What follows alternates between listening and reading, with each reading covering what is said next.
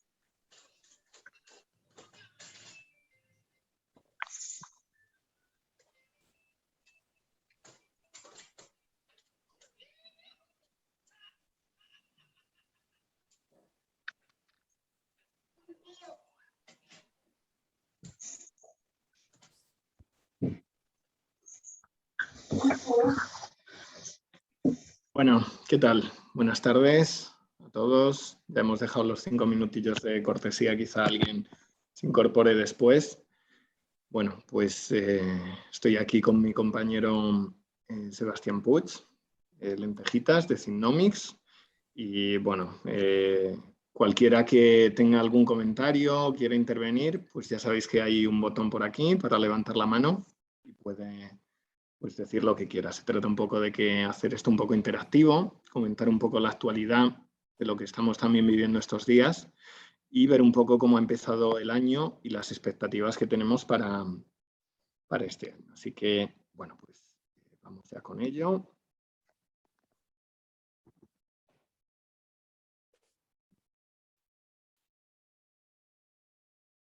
Bueno, primero nos presentamos. Voy a presentar, como os decía, a mi compañero Sebastián Puig, que está trabajando ahora mismo en el Consejo de la Unión Europea como experto nacional.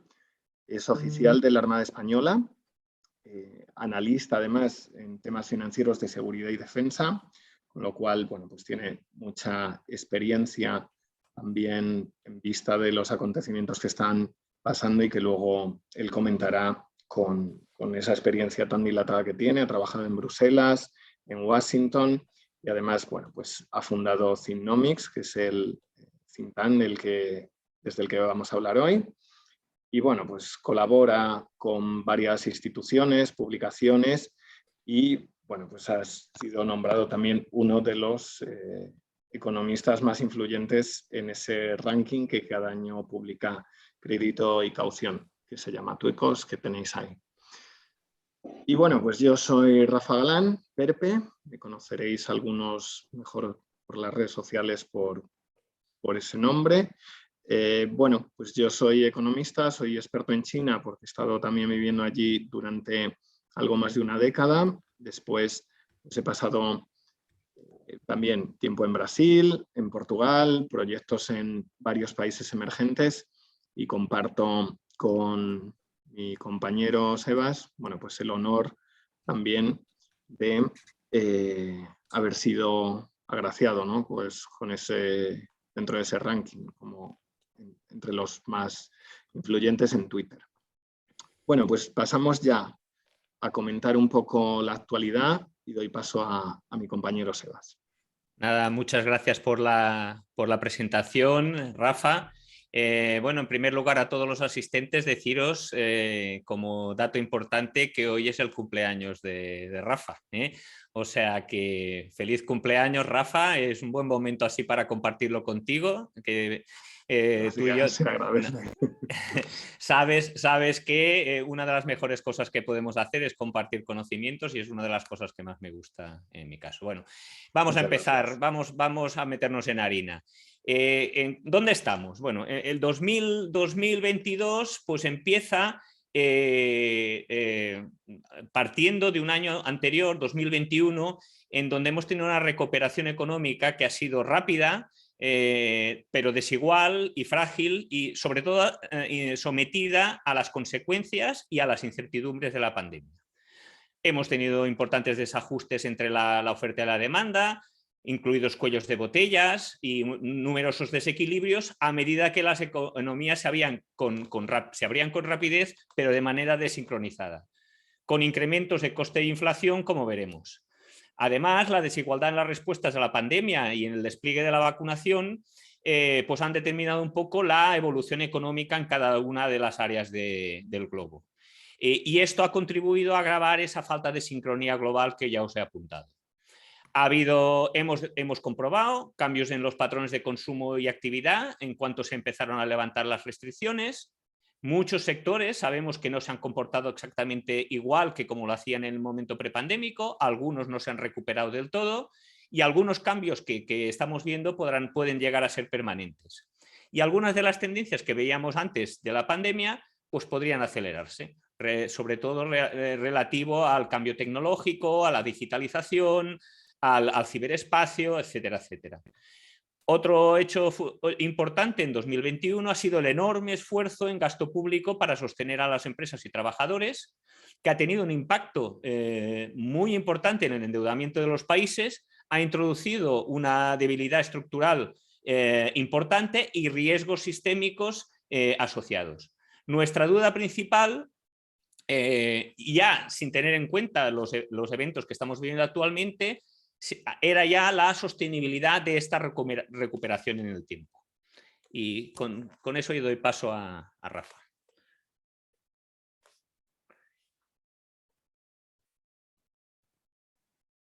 Muy bien, pues aquí lo que intentamos representar es un poco las estimaciones y ver cómo se han ido reduciendo pues, a lo largo del último año. En general, pues por todos los organismos internacionales y aquí específicamente, bueno, yo suelo sacar esta tabla con las estimaciones del FMI. Ahí tenéis un enlace, un poco de publi también. Yo lo voy publicando, bueno, pues cuando salen las estimaciones semestrales.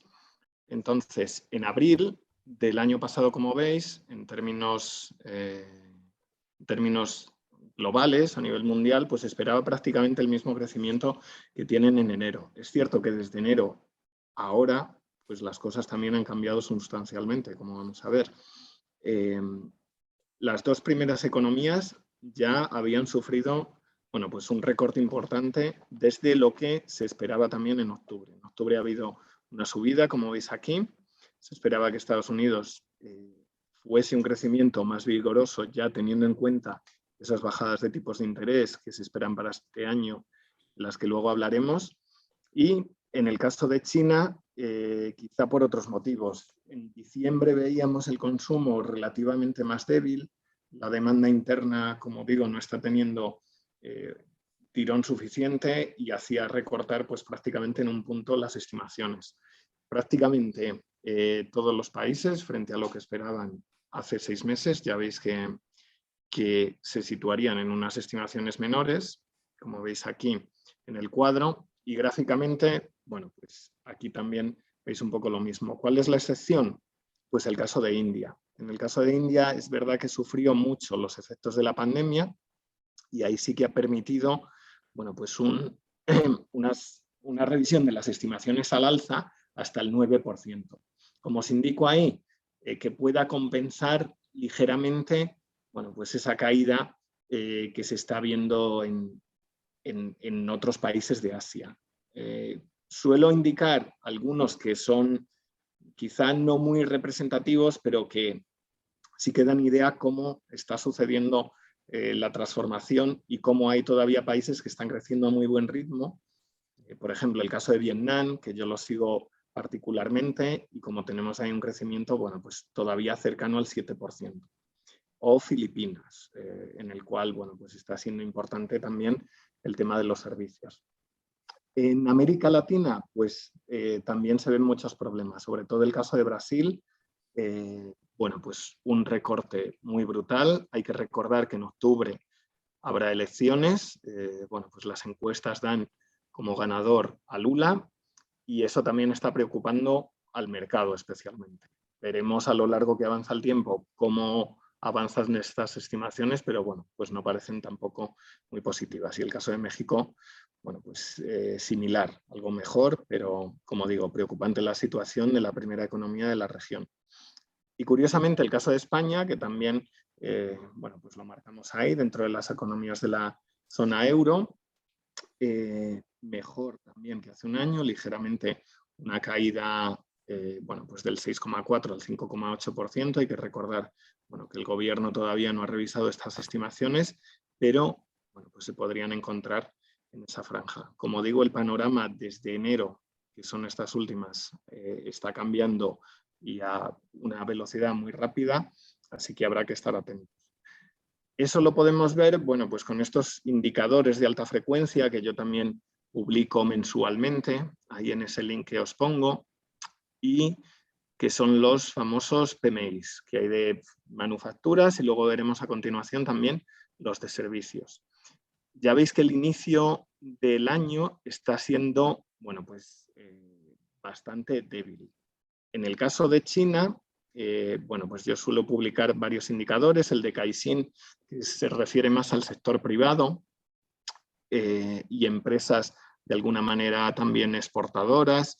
Luego está el del NBS, que es el oficial, y que ahí son empresas de un tamaño mayor, más dirigidas a la economía, bueno, pues, doméstica, que tienen mucha parte pública, pero en ambos casos ya veis que prácticamente desde el verano están en la franja entre la expansión y la contracción, que es el valor de 50.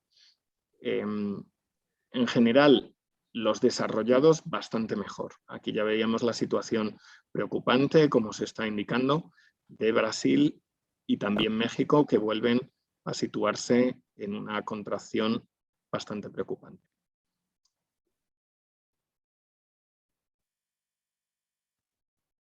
El caso del sector servicios, bueno, pues también vemos un deterioro. Es cierto que el año pasado empezamos el año bastante peor. Aquí podéis ver la comparativa, lo que pasaba en enero y febrero, pero también, bueno, los PMIs de febrero del sector servicios no se van a ver quizá tan afectados, pero bueno, a pesar con el conflicto que se está viviendo, Rusia-Ucrania, que luego, por supuesto, hablaremos de ello, pues los que salgan en marzo, bueno, pues pueden tener bastante mayor debilidad.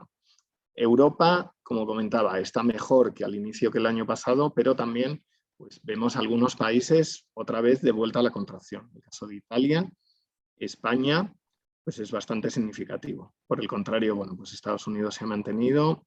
Hoy parece que han salido, entre ayer y hoy, han salido los nuevos para febrero y más o menos están un poco en línea con lo que os comento aquí. China, bastante mejor, tuvo la caída pues también en agosto, pero el sector servicios pues parece que está aguantando relativamente bien. Porque es cierto que el nivel para que China tuviera un crecimiento, digamos, más sostenible, debería ser algo más por encima de 51, que es el último que hemos visto.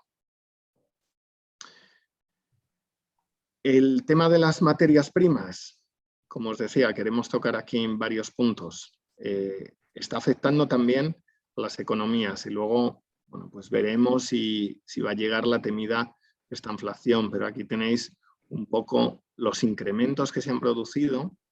Ya veis que, bueno, pues hace 2 años, todos os acordaréis, ¿no? Como el petróleo se situaba en términos negativos y ahora Esta tabla la he actualizado el fin de semana, cierre del viernes, pero bueno, pues ya todos sabéis que está cotizando hoy en $111 aproximadamente. Ha tenido una subida espectacular en estos 2-3 días y, bueno, pues daros cuenta, desde los mínimos, pues todas las materias primas han tenido unas subidas muy fuertes, tanto los metales como en agricultura.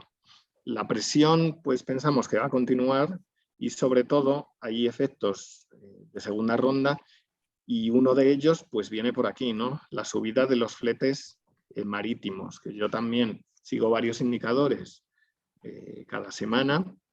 Y el Baltic Dry, que seguramente muchos lo conozcáis, es el que más se nombra también en los medios, pero no es, yo lo considero que no es tan representativo muchas veces.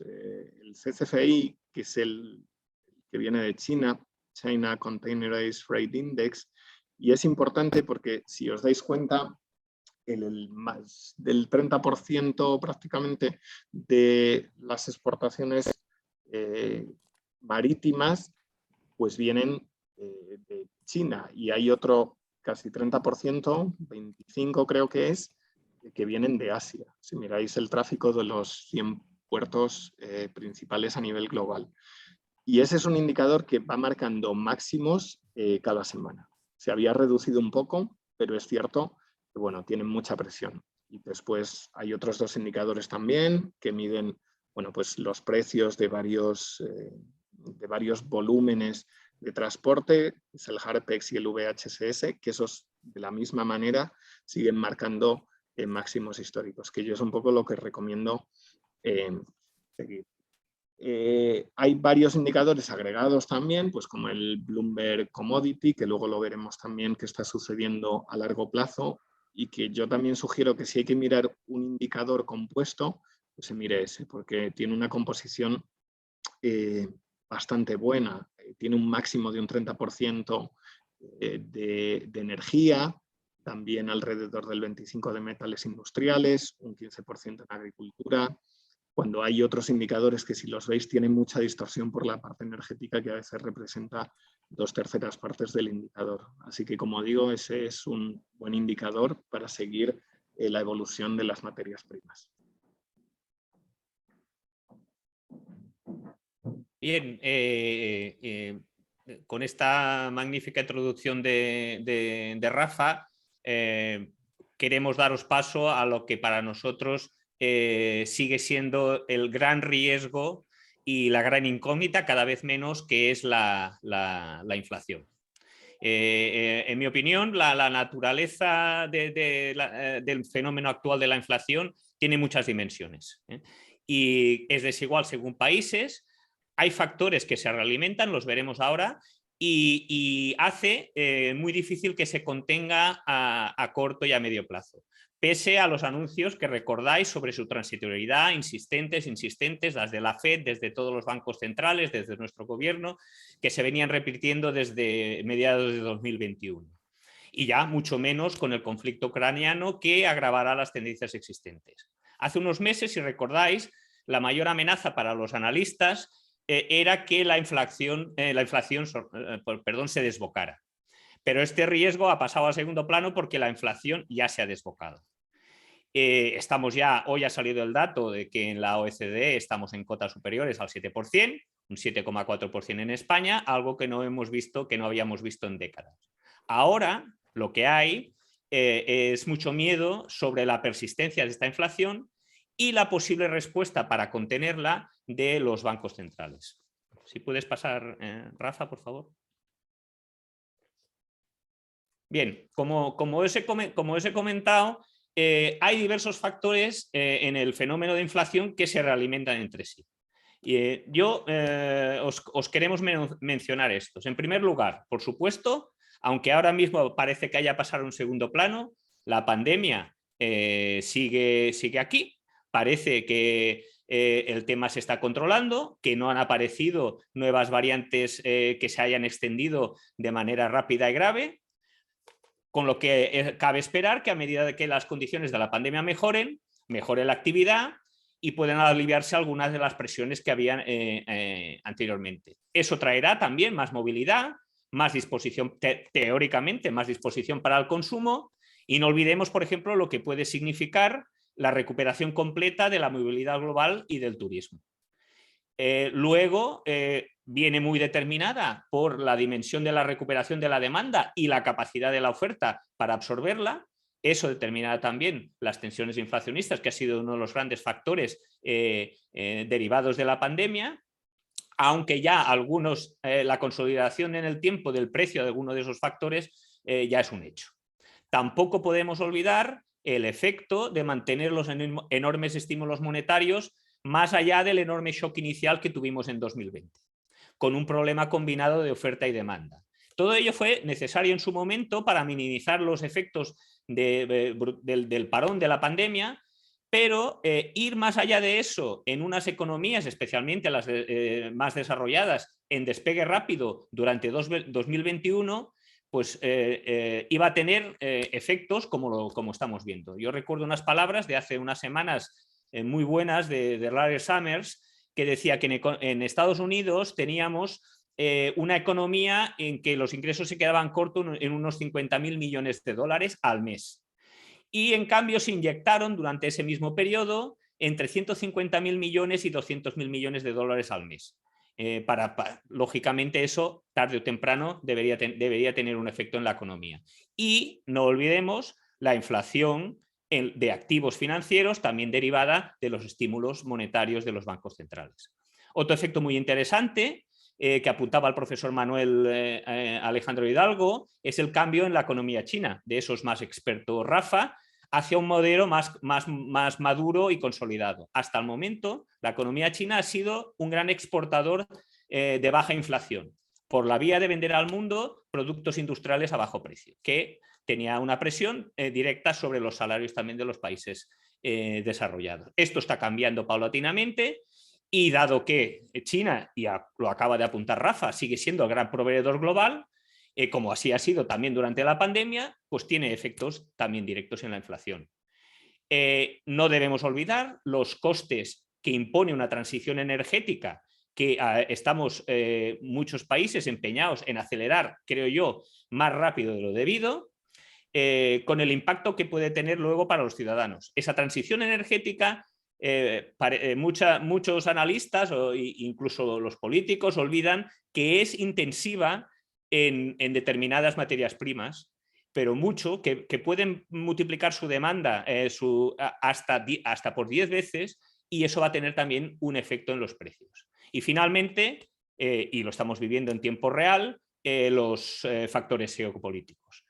El conflicto de Rusia con Ucrania, la agresión, ya estamos viendo cómo está afectando a toda la economía global y veremos más efectos, pero no nos olvidemos también China y sus pretensiones en Taiwán y en el mar de China, Irán, Turquía, incluso Kazajistán, que son regímenes autoritarios donde decisiones arbitrarias más allá del marco multilateral pueden decidir de manera, repito, arbitraria el rumbo de la economía.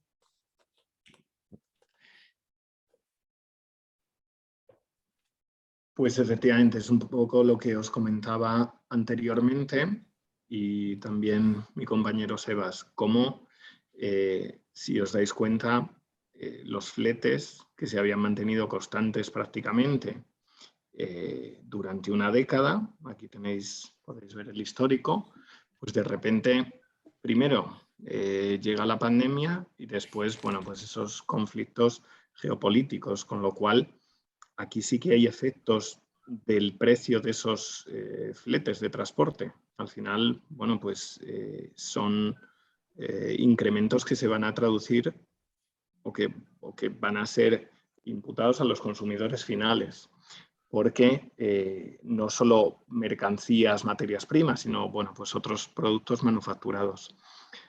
Aquí lo veis, un poco lo que os comentaba antes también, que es el 40%, os decía que era un 30%, pero es mucho más. 7 de los principales puertos a nivel global están en China. Ya sabéis, siempre China ha querido tener un control de las SEALOC, las Sea Lines of Communications, controlar el mar para ellos es siempre muy importante y de hecho todos esos conflictos o muchos de los conflictos geopolíticos que ha tenido China con varios de sus vecinos, y los conocemos todos, no este año, pero anteriores, y son algo de manera recurrente, pues con el caso de Japón, incluso con Filipinas, Vietnam, por supuesto, bueno, pues con Taiwán, pues siempre vienen por el control marítimo.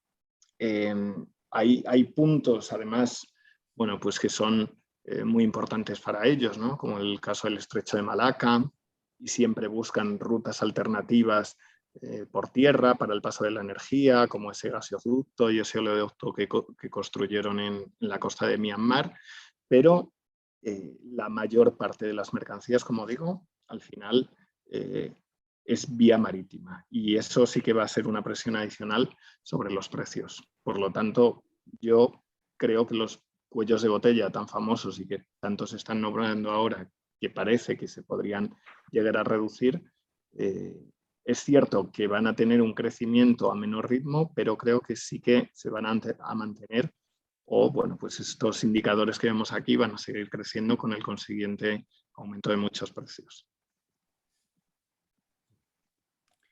Bien, pasando al tema del momento, que es la invasión de Rusia en Ucrania, deciros que yo creo que con cualquier cosa puede pasar con Putin al mando. Ahora que ya la invasión le ha costado mucho más de lo que ellos creían que les iba a costar, de que las sanciones se van generalizando hasta un nivel que nunca habíamos visto y se va endureciendo día a día pues el cerco al régimen ruso. Consecuencias económicas, pues en Rusia no olvidemos que es la 11ª economía del mundo. Un efecto directo que vemos es una escalada en la guerra comercial, en la energía, ahora os hablaré de ello en este momento, y también de las materias primas. Las sanciones ya vemos que están perjudicando gravemente a Rusia. Está por ver hasta dónde vamos a llegar. Eso también podría hacer que intentara buscar lazos financieros más estrechos con otras economías no occidentales, sobre todo con China, que China se está manteniendo muy prudente y teniendo una postura muy comedida, que personalmente creo que para no estropear sus relaciones comerciales con la Unión Europea, que son claves. De todas formas, China no es un buen compañero de viaje, ya lo sabemos. El impacto a corto plazo será una mayor inflación, un menor crecimiento, y ojo a lo que ya ha apuntado Rafa, que es el riesgo de esta inflación.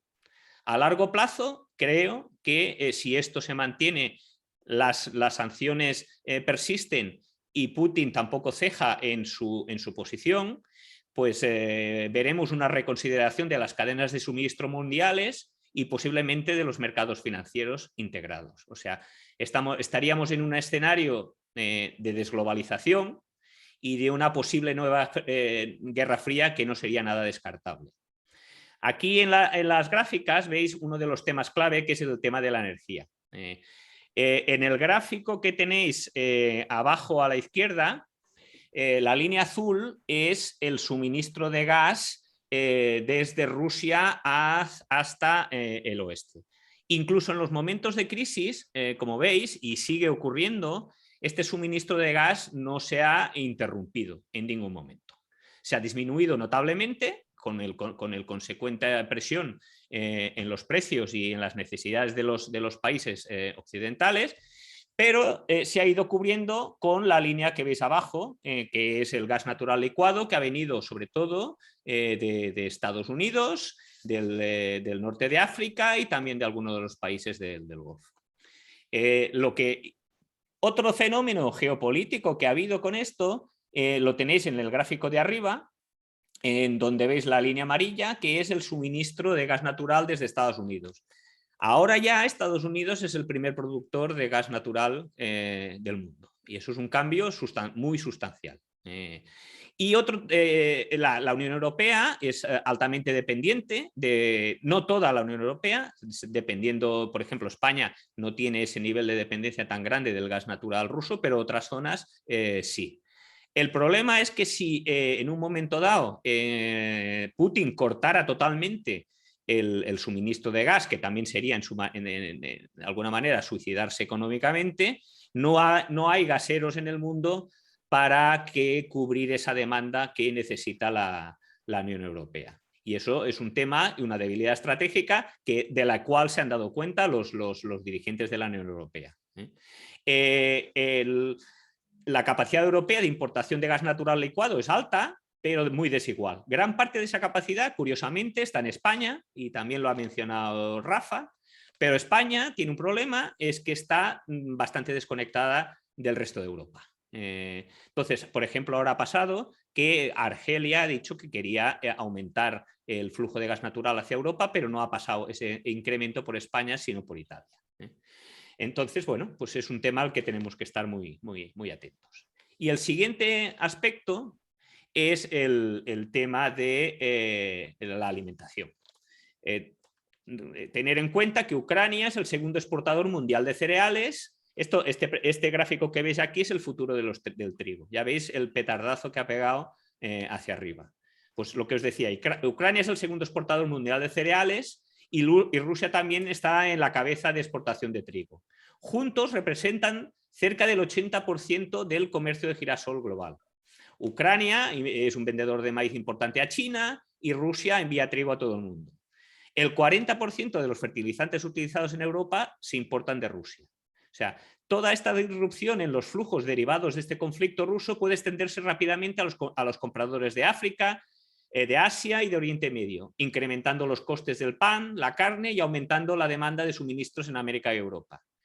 Con los precios del trigo que están al nivel más alto desde 2008, la soja también a su nivel más alto desde hace 9 años y el aceite de palma y de soja en niveles sin precedentes, pues los consumidores verán afectados en su cesta de la compra esta situación. Todo eso se suma pues, a que la capacidad de carga está tensionada, como bien ha descrito Rafa, las tarifas de los fletes elevadas, la mano de obra es cara, las tensiones geopolíticas en incremento y la escasez energética. Todo eso aumenta los costes, por un lado, por ejemplo, de los fertilizantes, que son claves para el cultivo, y presiona al alza los precios de la alimentación. Si le sumamos también las sequías y los efectos en algunas áreas del clima, pues nos lleva a un escenario bastante preocupante. Si quieres añadir algo, Rafa. Pues sí, así es, como estaba comentando, como comentabas. ¿Cuál es el comercio ahora mismo que tiene, bueno, pues Ucrania con China? La verdad es que la mayor parte sí que es mineral de hierro, un 33% de las exportaciones de Ucrania hacia China es mineral de hierro. Y luego, efectivamente, está el maíz, que representaría otro 20% y aproximadamente un 15% las semillas, ¿no?, de girasol. Al final son unos 4.000 millones de dólares, por lo que había visto, y bueno, pues efectivamente a China tendría un impacto relativo, ¿no?, porque ha diversificado, ha intentado diversificar de alguna manera y ellos también es un productor importante. Pero es cierto que bueno, la presión de los precios y sobre todo los mercados descontando mayores disrupciones, pues ya lo acabáis de ver en el gráfico, ¿no? Y por la parte del posicionamiento un poco de China en el conflicto y por la parte económica también con Rusia, pues Rusia representa un 2,4% del comercio total de China, con lo cual no es un socio tan relevante. Es cierto que, como apuntaba muy bien Sebas, pues efectivamente China no se puede posicionar claramente con Rusia porque si hubiera sanciones de la Unión Europea, que representa pues prácticamente el 12% del total de su comercio, de Estados Unidos, que también está en torno al 12-14%, pues eso sí que puede tener un efecto muy fuerte en la economía china, con lo cual, bueno, ellos intentan ser a veces más prácticos de alguna manera y, bueno, pues como digo, no posicionarse claramente. Lo hemos visto ayer en la votación, China se abstuvo, también India, entre otros países, pero bueno, fueron de los pocos que no apoyaron. En este gráfico que veis, bueno, pues siguiendo un poco con lo que estábamos comentando en las materias primas y ese indicador que os decía antes, ¿no? El Bloomberg Commodity y luego el de agricultura. Bueno, pues ¿qué sucede? Que un poco la visión de largo plazo y dónde estamos ahora. Daros cuenta que si lo vemos en perspectiva, la gran subida, o sea, hemos visto una subida importante. Hablábamos antes de una subida del 88-90%, aproximadamente lo mismo también en el caso de la agricultura, pero estamos muy lejos de máximos, es decir, ¿pueden subir más las materias primas? Yo creo que sí. O sea, si veis los niveles en el que estamos ahora, pues prácticamente el indicador desde el año 91, que empieza más o menos en 100, y luego toda la subida de la expansión a partir del año 2002 aproximadamente, y después, bueno, pues el colapso prácticamente hasta el mismo punto. Con lo cual, viendo esto en perspectiva, todavía, como os digo ahí, en el caso de la agricultura todavía está un 33% por debajo del nivel que tenía en el año 91, lo cual sí que podemos ver todavía subidas importantes en el precio.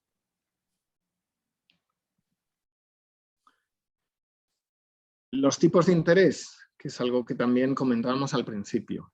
Bueno, pues aquí tenéis una tabla de cómo están los tipos de interés ahora, bueno, al cierre de enero. El caso de Rusia, bueno, pues que ya todos lo sabéis, había subido un punto hasta el 9,5% y, bueno, pues hace unos días ha subido los tipos de interés al 20%, pero excluyendo Rusia, pues vemos que el famoso tightening ya había aparecido en países, por ejemplo, como el caso de Corea. Aquí lo veis que estaba medio punto, ha ido subiendo, bueno, pues un cuarto de punto progresivamente. China sí que va contra el ciclo de emergentes, o sea, en diciembre empezó esas bajadas de tipos, noviembre, perdón, que hay un error en la tabla, en noviembre comienza esas bajadas de tipos, que ha ido, bueno, pues muy lentamente, pero en agregado en el mundo emergente ya vemos que hay un punto, teniendo en cuenta estos países seleccionados. Bueno, pues el caso de Brasil también es muy significativo, venía del 2%, ahora está en el 9,25%. Brasil siempre ha tenido problemas de inflación e incluso hiperinflación. Antes lo veíamos con el crecimiento, esto puede dañar de forma, bueno, pues muy importante al crecimiento. De alguna manera también es lo que está descontando el mercado y las estimaciones de muchos analistas. ¿Qué pasa en el mundo desarrollado? Por contra, bueno, pues que todavía están incluso en negativo, teniendo en cuenta, bueno, pues la media de estos países que os pongo aquí. Es verdad que es menos negativo que estábamos a inicios del año pasado, pero, bueno, pues digamos que tienen margen para empezar a subir. ¿Cuánto descuentan muchos analistas que se van a subir tipos este año? Pues hasta 7 veces en Estados Unidos.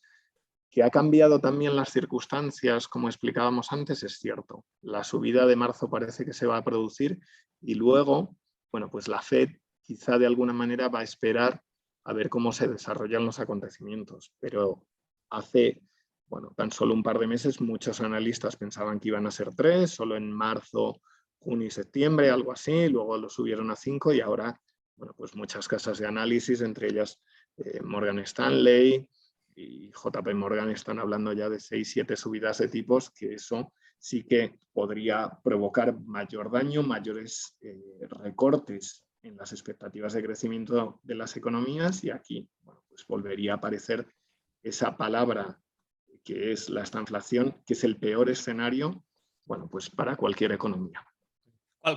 ¿Cuál es el problema? Pues el problema es que ahora es mucho más complicado retirar los estímulos y subir tipos de interés, especialmente también teniendo en cuenta lo que hemos comentado antes sobre la inflación de activos en los mercados financieros y el enorme endeudamiento que se ha producido durante la pandemia.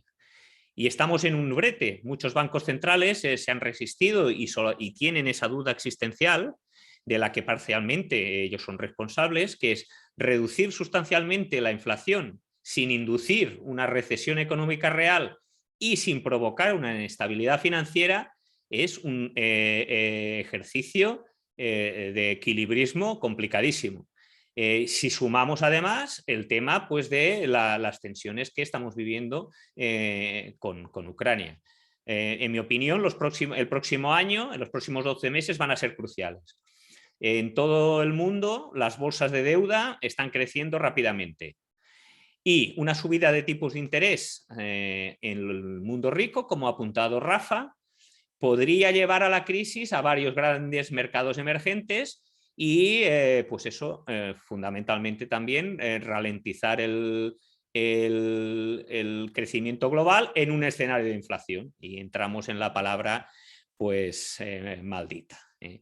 En definitiva, bueno, pues nos entramos en 2022 en un periodo que yo lo llamaba de normalización, de ajuste postpandémico, que se ha complicado por las circunstancias geopolíticas. El fenómeno más preocupante y que puede acabar de desestabilizarlo todo es el de la inflación. Por supuesto, la incertidumbre y la volatilidad que ha presidido estos 2 últimos años se va a mantener, con lo cual hay que estar siempre pues, al pie del cañón para, sobre todo los que os dediquéis a mercados financieros, pero también en empresas y gobiernos, porque la situación puede cambiar de un momento a otro y hay que ser flexibles y ágiles. Y bueno, pues nos vamos hacia un escenario pues de crecimiento desequilibrado, con debilidades estructurales importantes y con la espada de Damocles desde el conflicto ucraniano, que puede pues todavía añadir pues más incertidumbres y más dificultades. Y no sé, Rafa, lo que quieras añadir tú por tu parte. Bueno, yo creo que hemos comentado ya prácticamente todo, cómo vemos el escenario, pero efectivamente yo creo que estamos en un periodo de incertidumbre y de mucha volatilidad, como vemos ahí, sobre todo ahora en las próximas semanas, y que va a hacer mella, bueno, pues lo estamos viendo, ¿no? También en los mercados, en las bolsas, cómo esa volatilidad está aumentando, porque se están descontando escenarios incluso bastante negativos que pueden después no serlo tanto, pero es cierto que bueno, pues la mayoría de organismos ahora mismo presenta unas expectativas mucho peores que hace tan solo un mes. Y bueno, pues hasta aquí sería. Ya sabéis que nos podéis seguir en la cuenta de Thinnomics. Luego también publicaremos la presentación y vamos ya ahora con las preguntas. Así que bueno, podéis abrir el micro. Hay una en el chat que paso a leer a continuación. De Rafael. ¿Podría China mediar en la guerra de Ucrania entre Rusia y Occidente? ¿Cómo veis las relaciones entre China y Estados Unidos? ¿Es posible una rebaja arancelaria por parte de ambos para mejorar las relaciones entre ambos? Bueno, hay muchas preguntas aquí en una, así que yo creo que vamos por partes. Venga, pues vamos por la primera. Si podría mediar de alguna manera en la guerra de Ucrania entre Rusia y Occidente. Bueno, empieza tú, Seba, si quieres. Bien, sí, yo en este punto pienso que a China le interesa jugar ese papel de mediador y de moderador, pero todavía la situación no está para una mediación realmente efectiva. Ya habéis visto que acaba de salir hace unos minutos la declaración de Putin de que considera a Ucrania un solo pueblo perteneciente al pueblo ruso, y eso pues ya es una declaración de intenciones de por sí. La idea nosotros que tenemos nosotros es que Putin quiere crear una situación de facto, controlar absolutamente toda Ucrania, cueste lo que cueste, ya está empeñado en eso, porque se juega muchísimas cosas, tanto en lo externo como en lo interno, y eso nos lleva a un escenario pues incierto. Pero sí, yo creo que sí, que hay un interés de China porque ella también al final es perjudicada porque se perjudica pues todo el escenario global. Ya lo estamos viendo. Las sanciones a Rusia duelen mucho a Rusia, pero también tienen efectos en el resto de las economías, como mundo globalizado en el que estamos. Bueno, la segunda pregunta es cómo vemos las relaciones entre China y Estados Unidos y si es posible una rebaja arancelaria por parte de ambos para mejorar las relaciones. Yo personalmente también pensaba que después de iniciar mandato Biden cambiaría un poco la situación, pero yo creo que las relaciones ahí sí que van a seguir de alguna manera pues en parte tensionadas con esas tensiones arancelarias y no veo que en este momento pues haya una moderación. Yo creo que se van a mantener en esa línea, por lo menos durante un tiempo. No sé si Sebas quieres añadir algo. Coincido plenamente contigo.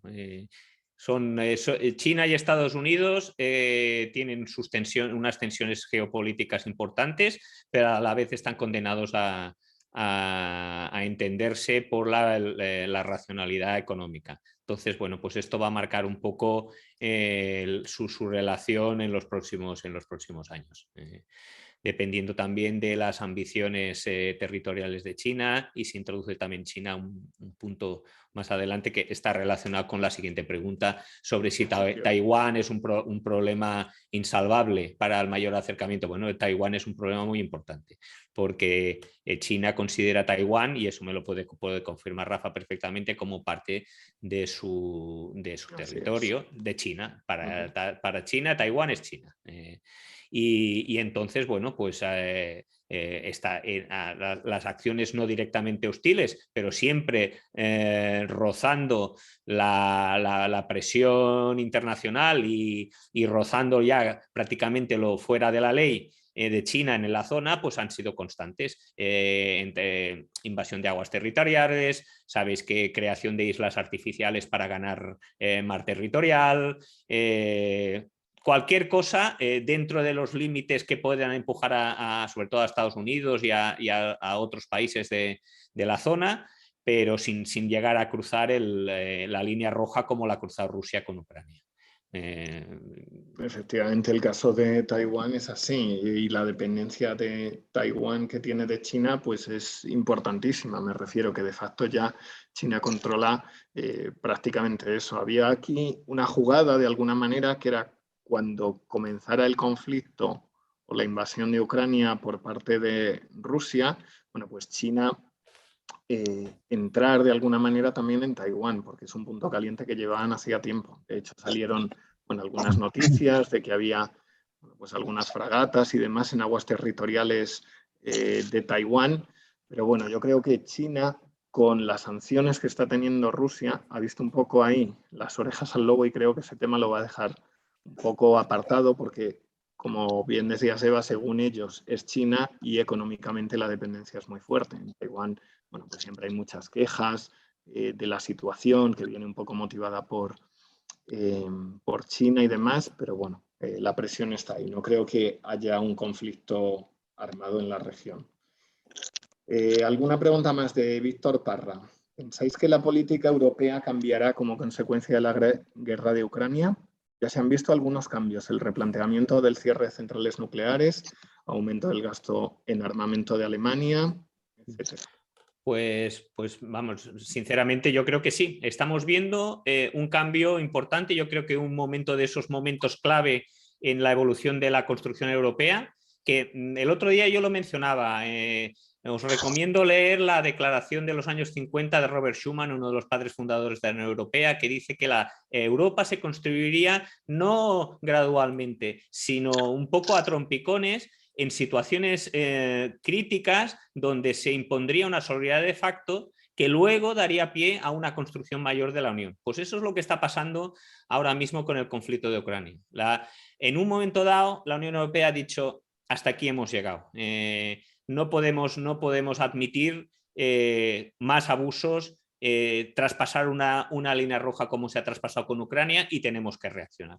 Y está reaccionando no con el poder militar, pero está reaccionando con todo el mecanismo que es potentísimo económico, como actor económico de primer orden, que es la Unión, con el añadido de algo que no ha existido en los últimos años, que es la unión de los países miembros que la componen.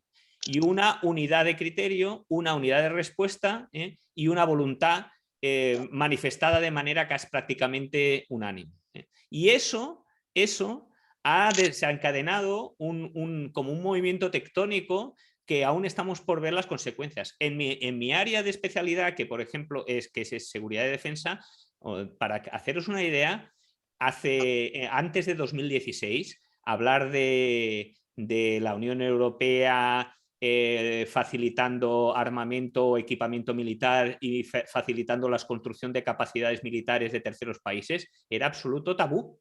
Los militares que estábamos allí éramos pues contados con los dedos de la mano y bichos raros. Ahora ya tiene una Dirección General de Seguridad de Defensa y del Espacio y una política común de seguridad y defensa y una voluntad de ser un actor clave en ese tema. Y esa voluntad por primera vez de manera así contundente la estamos viendo manifestada hasta ahora. Y luego también pues, se ha dado cuenta de sus debilidades y dependencias estratégicas, se ha dado cuenta de que en Europa nos estaban comiendo por los pies, tanto tecnológicamente como energéticamente, y bueno, pues eso va a obligarnos a reaccionar y yo creo que Europa va a dar unos pasitos adelante, ya los dio con la respuesta a la pandemia y ahora con este tema, pues por la solidaridad que se ha creado y por la necesidad, pues vamos a avanzar hacia adelante. Vamos a dar entrada a Abel, que quiere intervenir. Abel es un experto en Rusia, donde lleva trabajando, bueno, pues muchos años ya, lo conoce a la perfección. Y bueno, pues adelante tu comentario, Abel. Bueno, primero agradeceros la presentación, que ha sido realmente interesante. Quería haceros un comentario general breve de la situación en Rusia, que es absolutamente catastrófica, no tiene otra palabra, y luego haceros una pregunta. La situación en Rusia es que las sanciones han sido brutales, es decir, sobre todo las que se impusieron el sábado. Le han congelado, de los 600.000 millones de reservas del Banco Central, han sido congelados 300.000, lo que son en euros y en dólares. El mecanismo SWIFT está paralizado, salvo para dos bancos, que son el Sberbank y el Gazprombank. Y luego está, como sabéis, está el espacio aéreo cerrado y también los contenedores. Se están yendo todas las empresas extranjeras. Se va a ir la Ford, se ha ido British Petroleum, se ha ido ExxonMobil. La bolsa de Moscú ha muerto. Sí. Hay un vídeo, si veis en mi página, en mi Twitter, hay un vídeo de un broker explicando la situación que es tragicómico. El rublo se ha desplomado y todavía está, digamos, artificialmente mantenido. Entonces, bueno, y Rusia no ha respondido a esto todavía. Veremos a ver cómo lo hace. Una posibilidad sería, como habéis comentado, lo de cortar el gas. Bueno, esto es la situación que me gustaría que fuera distinta, pero es así. Y bueno, y mi pregunta a vosotros es sobre los tipos de interés. Se habla de tipos de interés que si pueden subir y tal, pero estamos en un mundo de tipos de interés negativos, pero no de pocos puntos, de 5 o 6 puntos, menos 6, 5 o 6 puntos, que si no me equivoco, nunca ha existido en la historia, vamos. ¿Qué efecto tiene esto? Realmente los tipos de interés, aparte de que para que la deuda deje de ser, la deuda de los estados sobre todo, deje de ser carísima, ¿qué efecto real tienen para las decisiones económicas? Y una vez más, gracias por la presentación y por dejarme intervenir. Sebas, si quieres o bueno, comento ya. Bueno, entra tú y yo te contigo si quieres. Sobre los tipos de interés, yo creo que, pues efectivamente, todas esas subidas que estaban esperando en Estados Unidos, yo diría que se van a moderar, porque es cierto que la inflación va a seguir presionando, pero pueden crear un escenario bastante devastador. O sea, hay que tener en cuenta que ya quitar los estímulos tenía unos efectos en el mercado bastante considerables. O sea, cada vez que el mercado parecía atisbar que se iban a quitar los estímulos, incluso con algunas palabras de Powell, aquello temblaba, bueno, pues por todos los lados. Subir tipos de interés, pues ya hemos visto al principio la tabla de estimaciones de crecimiento cómo se han reducido. Es cierto que habría muchos proyectos que se paralizarían y al final tendría un importante efecto en el crecimiento. Eso sí que podría llevar, yo creo, a una recesión, pues sumada a que China está mostrando cierta debilidad porque esa transición que quería hacer hacia más consumo doméstico, pues como decía antes, pues no está siendo ya tan vigorosa. O sea, el consumo sí que se estimuló también durante la pandemia, incluso, bueno, pues dando descuentos y muchas otras actividades, ¿no? El comercio online, que representa ya prácticamente la tercera parte de las ventas minoristas. Bueno, pues se hacían muchas actividades ahí, pero hemos visto que sí que, bueno, no hay un frenazo, obviamente, pero el crecimiento es a mucho menor ritmo. El caso de subidas de tipos, incluso que se estaban estimando para la última parte del año del Banco Central Europeo, yo diría que se van a retrasar. No así la retirada de estímulos, pero en Estados Unidos menos subidas y en Europa ninguna, ya nos podemos olvidar este año, aunque la inflación, como hemos visto pues, en todos los indicadores, va a seguir apuntando al alza. Claro, Paso a ti, Sebas. sí, añadir eso, un incremento de los tipos de interés incrementa el coste de la deuda, tanto la deuda pública, que en algunos países es elevadísima, entre ellos, por ejemplo, nosotros, que hemos tenido el mayor crecimiento de la deuda pública durante la pandemia de los países de la OCDE, incrementa también el coste de la deuda de empresas. Luego tiene un efecto muy grande el tema de las expectativas. Si los agentes económicos, como ahora ya está convencidos de que los tipos de interés van a subir, pues adaptan sus decisiones económicas de inversión y de consumo a esta subida de los tipos de interés. En caso de los consumidores, pues retirando el consumo, ahorrando. En caso de la inversión, pues contrayéndose la inversión, y esto es como una bola que va creciendo. Además, piensa que todo este dinero que han estado inyectando los bancos centrales durante estos últimos años, que no se tradujo, como vimos, en inflación y en este entorno que hemos tenido de tipos bajísimos, lo que ha hecho es que todo este dinero se ha canalizado a los mercados financieros, ¿no? Y en los mercados financieros, pues una subida, esta subida de los tipos puede acabar afectando gravemente a todo el mercado de bonos, a la valoración de estos activos financieros, pues produciendo un desplome importante del valor de esos activos y pues dando problemas graves pues, a inversores, a entidades financieras y provocando pues eso, que el temor que tienen los bancos centrales es de provocar una crisis financiera, porque imagínate que sumamos al poco crecimiento económico y a la inflación una crisis financiera. Entonces, pues estamos en un escenario, pues un poco, bueno, ya diría yo casi muy complicadísimo. Un escenario mucho peor que el que tuvimos con la crisis de Lehman Brothers, que llevó en el año 2007-2009 pues a una gran crisis global.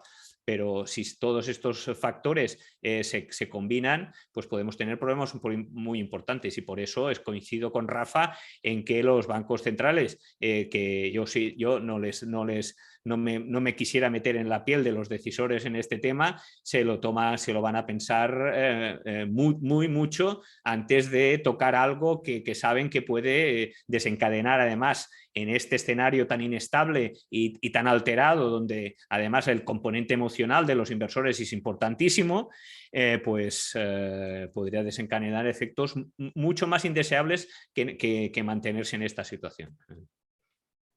Pues sí, bueno, vamos con la última medio pregunta, reflexión de Víctor, la comento yo y ya terminamos, ¿vale? 5 minutillos.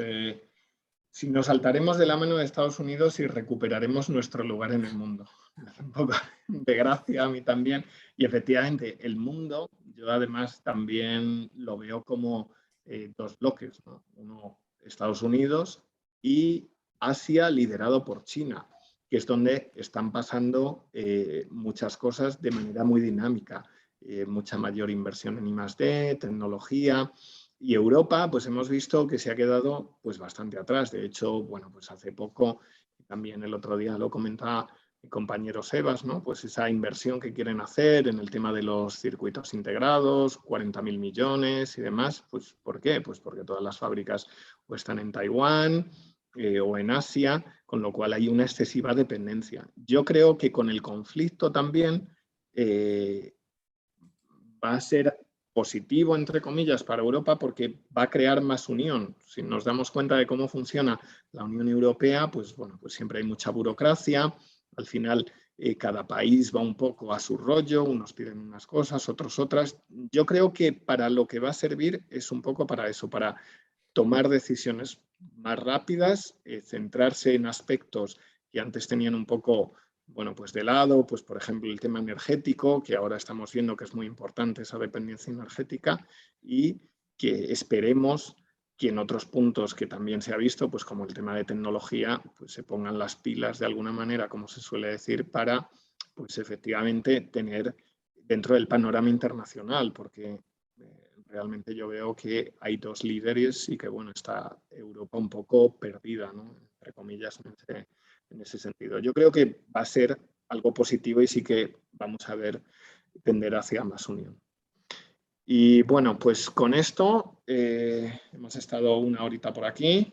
Muchísimas gracias a todos por la participación. Luego Muchas colgaremos gracias. también la presentación en la web, en thinnomicsglobal.com.